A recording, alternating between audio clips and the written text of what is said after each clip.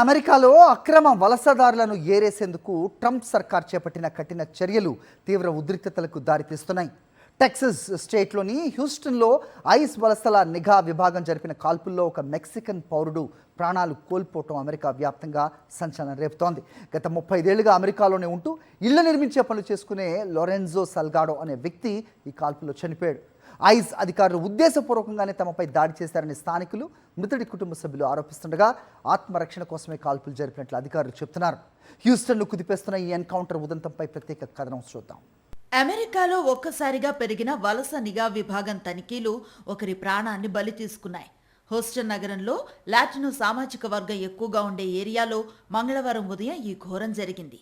52 ఏళ్ల లోరెంజో సల్గాడో తన వ్యాన్లో కార్మికులను ఎక్కించుకుని పనికి వెళుతూ ఉండగా సాదాసీదా కార్లలో వచ్చిన ఐస్ అధికారులు అతన్ని అడ్డుకున్నారు. తమపైకి వ్యాన్ దూకించేందుకు ప్రయత్నించడం వల్లే ఆత్మరక్షణ కోసం కాల్పులు జరపాల్సి వచ్చిందని హోంల్యాండ్ సెక్యూరిటీ విభాగం ప్రకటించింది. అయితే ఈ వాదనను రొనాల్డో సల్గాడో తీవ్రంగా ఖండించారు. తన తండ్రికి ఎలాంటి నేర చరిత్ర లేదని, తన 3 కొడుకులను అమెరికాలో చదివించి ప్రయోజకులను చేశారని కన్నీరు మున్నీరయ్యారు.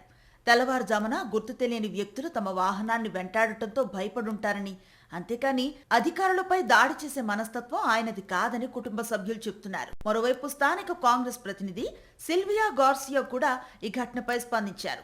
ఐస్ అధికారులు అసలు టార్గెట్ చేసిన వ్యక్తులు వీరు కారని, కేవలం అనుమానంతోనే అమాయకుడిపై కాల్పులు జరిపి చంపేశారని ఆరోపించారు.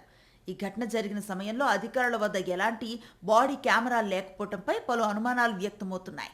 అమెరికా వ్యాప్తంగా రోజుకు సగటున 2000 మందిని ఐస్ అధికారులు అరెస్టు చేస్తున్న తరుణంలో జరిగిన ఈ ఎన్కౌంటర్ అక్కడ నివసిస్తున్న వలసదారుల్లో తీవ్ర భయాందోళనలు రేకెత్తిస్తోంది. మృతుడి కుటుంబానికి న్యాయం చేయాలంటూ హూస్టన్లో పెద్ద ఎత్తున నిరసనలు వెల్లువెత్తుతున్నాయి. మరిన్ని అప్డేట్స్ కోసం ఛానల్ను సబ్స్క్రైబ్ చేయండి. నోటిఫికేషన్స్ కోసం బెల్ ఐకాన్ పై క్లిక్ చేయండి.